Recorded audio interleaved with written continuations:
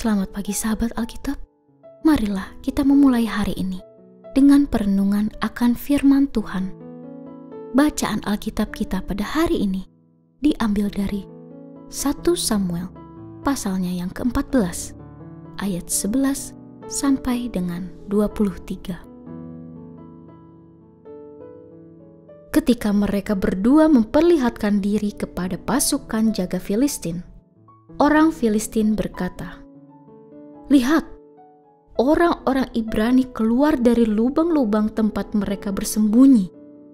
Orang-orang dari pasukan jaga itu berseru kepada Yonatan dan pembawa senjatanya, "Naiklah ke sini, kami akan memberi pelajaran kepadamu." Yonatan berkata kepada pembawa senjatanya, "Ikut aku. Tuhan telah menyerahkan mereka ke dalam tangan Israel." Yonatan naik merangkak ke atas diikuti pembawa senjatanya.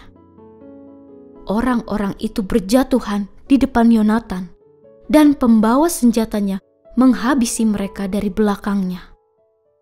Kekalahan pertama yang ditimbulkan Yonatan dan pembawa senjatanya menewaskan kira-kira 20 orang di tempat seluas setengah ladang pembajakan. Lalu timbullah kegentaran di perkemahan, di medan pertempuran, dan di antara seluruh rakyat. Pasukan jaga dan pasukan penghancur, mereka juga gentar.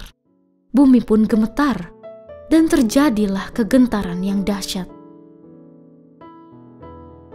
Para pengintai Saul di Gibea Benyamin melihat kerumunan tentara kocar-kacir ke sana-sini. Saul berkata kepada rakyat yang bersama dia, "Periksa dan lihatlah siapa yang telah pergi dari kita." Mereka memeriksa barisan.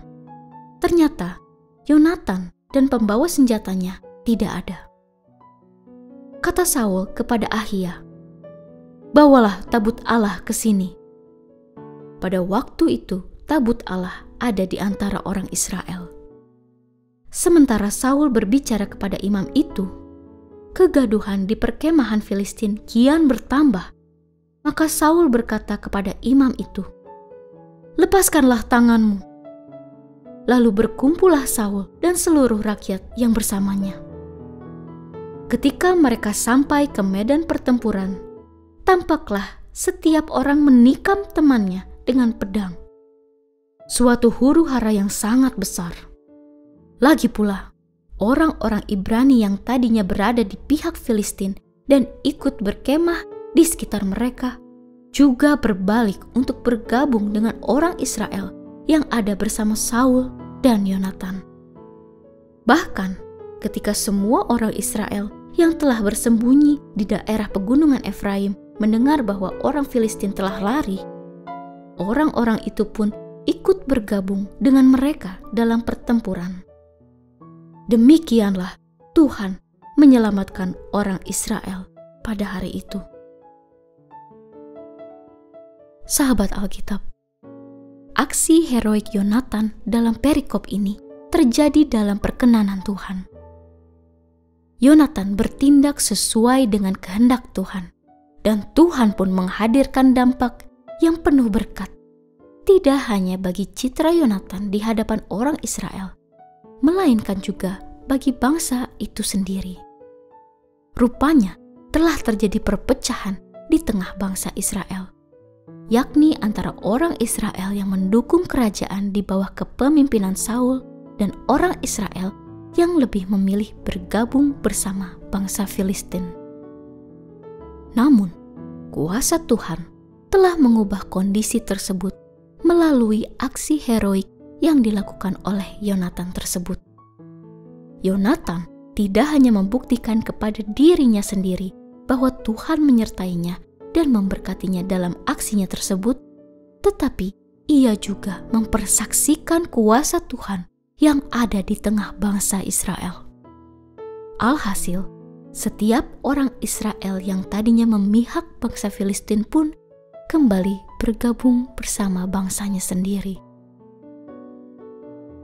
Sahabat Alkitab, Permenungan firman Tuhan pada hari ini tidak sekedar menampilkan kisah heroik yang menunjukkan kehebatan Yonatan, melainkan juga memberikan pembelajaran iman mengenai dampak dari hidup yang berkenan di hadapan Tuhan. Yonatan tidak hanya berdampak bagi dirinya sendiri, melainkan juga bagi bangsanya. Aksi heroik Yonatan tidak hanya mengukuhkan perannya di tengah bangsa Israel, tetapi juga membawa konsolidasi yang solid di tengah mereka. Semuanya adalah hasil dari hidup yang berkenan di hadapan Tuhan. Pada hari ini, kita pun diajak untuk merenungkan pesan tersebut dalam kehidupan kita secara personal. Apakah kita sudah menjalani hidup yang sesuai dengan kehendak Tuhan? Apakah kita selalu berupaya untuk mewujudkannya, atau justru masih membuat sejuta alasan terkait hal tersebut? Apakah kita sudah membawa dampak yang membangun kehidupan halayak banyak, atau jangan-jangan kita masih terlalu egois dengan mencari dampak bagi diri sendiri? Ingatlah bahwa seorang umat Tuhan yang hidup dalam perkenanan Tuhan selalu menghasilkan berkat yang dapat disyukuri oleh dirinya dan orang lain di sekitarnya. Mari kita berdoa. Tuhan Yesus yang baik, terima kasih ya Tuhan atas renungan pada pagi hari ini. Ajarilah kami untuk hidup sesuai dengan kehendak-Mu, sehingga kami dapat membawa dampak yang berkenan di hadapan-Mu dan bagi sesama kami.